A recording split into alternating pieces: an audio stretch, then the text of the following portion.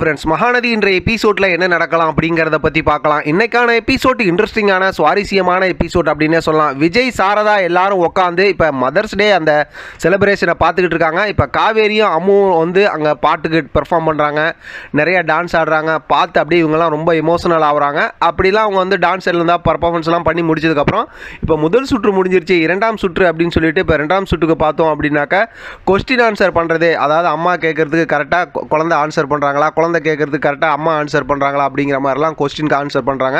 அதுக்கு 3 கேள்வி கேட்குறாங்க. அந்த 3 கேள்விக்கும் பார்த்தோம் அப்படின்னாக்கா கரெக்டாக 2 பேருமே ஆன்சர் பண்ணிடுறாங்க. அதுக்கப்புறம் அந்த பிரின்ஸிபால் மிஸ் இருக்காங்கல்ல, அவங்க வந்து ரொம்ப சந்தோஷமாக எல்லாம் பேசி முடிச்சுட்டு காவேரியும் அம்முவும் வெற்றி பெற்றாங்க அப்படிங்கிற விஷயத்த சொல்கிறாங்க. அதை கேட்டு விஜய், அதே நேரத்தில் சாரதா, காவேரி, அம்மு எல்லாரும் ரொம்ப சந்தோஷப்படுறாங்க.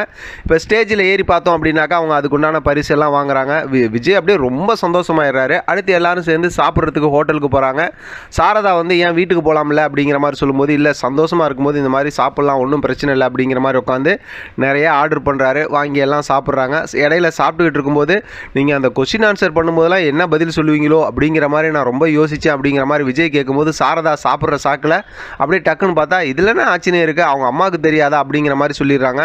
அப்புறம் அப்படியே இப்படி சமாளிச்சிடுறாங்க. அதே மாதிரி விஜய் வந்து ஒரு அப்பாவா எனக்கு என் குழந்தைய பற்றி தெரியறத விட அம்மாவா அப்படிங்கிற மாதிரி சொல்கிறாங்க. என்ன சொன்னீங்க அப்படின்னு சொல்லி காவேரி கேட்குறாங்க. அப்பயும் அவரையும் சமாளிச்சிடுறாரு. ஆனால் பாவம் நம்மளை தான் ரொம்ப அப்படியே யோசிக்க வைக்கிறாங்க. ஒரு மாதிரி எமோஷனலாக கொண்டு போகிறாரு அப்படிங்கிற மாதிரி வச்சுக்கலான்னு வச்சுங்களேன். கதையை அப்படியே கொண்டு போய்கிட்டு இருக்கும்போது கடைசியில் எல்லாம் சாப்பிட்டு முடிக்க போகிற நேரத்தில் பார்த்தோம் அப்படின்னாக்கா சாரதாவுக்கு ஃபோன் வருது. யாருன்னு பார்த்தோம் அப்படின்னாக்கா நர்மதாவை வந்து ரீஎன்ட்ரி கொடுக்குறாங்க. ரொம்ப நாளாக கடைசி தங்கச்சி இருந்தாங்கல்ல, ஹாஸ்டலில் படிக்கிறாங்கன்னு சொல்லிட்டு நமக்கு ஏற்கனவே தெரியும். அதாவது ஷூட்டிங் ஸ்பாட் ஏரியாவில் வந்து இதெல்லாம் ரொம்ப நாளைக்கு முன்னாடியே நமக்கு கொடுத்த ஒரு ஹிண்ட்டு தான். அதாவது அவங்க வந்து பெரிய பொண்ணாகி இப்போ அடுத்த ஒரு ஹீரோயின் வந்து ரீஎன்ட்ரி கொடுக்க போகிறாங்க. யார் வர போகிறாங்க அப்படிங்கிற விஷயம்லாம் உங்களுக்குலாம் தெரிஞ்சிருக்கும். அதனால் வந்து இப்போ அவங்கள தான் ரீஎன்ட்ரி கொடுக்க போகிறாங்களாட்டிருக்கு. இப்போ அவங்க வந்து பார்த்தோம் அப்படின்னாக்கா வீட்டுக்கு வந்து இவங்களை பார்க்குறதுக்கு வராங்க அப்படிங்கிற மாதிரி ஒரு இதை கொடுத்தாங்க. என்ன கதைன்னு தெரில. அடுத்து அவங்கள இப்போ கொண்டு வராங்க. எது எப்படியோ பார்த்தோம் அப்படின்னாக்கா அப்படியே ஒரு மாதிரி ஸ்லோவாக ஸ்டோரி போனாலும் நம்மளுக்கு அப்படியே அந்த ஒரு எமோஷனலோட நம்ம எதிர்பார்க்குற மாதிரி அந்த விஜய் காவேரியோட அந்த எமோஷனலோட அப்படியே ஸ்டோரியை கொண்டு போயிட்டு இருக்காங்க. பார்க்கலாம் அடுத்த கட்டமாக ஸ்டோரி எப்படி இன்ட்ரெஸ்டிங்காக கொண்டு போகிறாங்கன்னு.